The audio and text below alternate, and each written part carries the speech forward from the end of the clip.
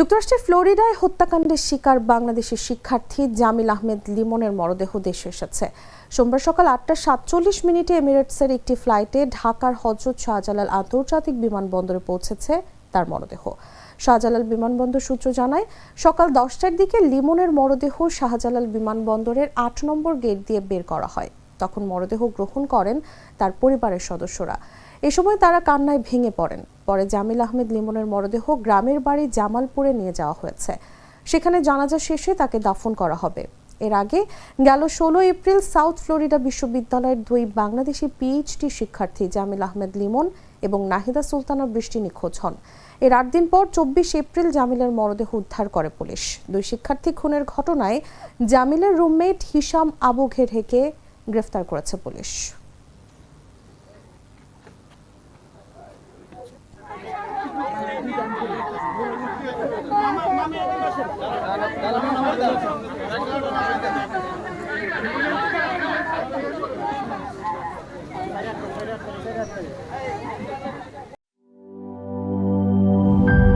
Europe, Asia, America যেখানে যাই, বিশ্বের ১৪৫টি দেশে আজ ফ্রুটো পাই।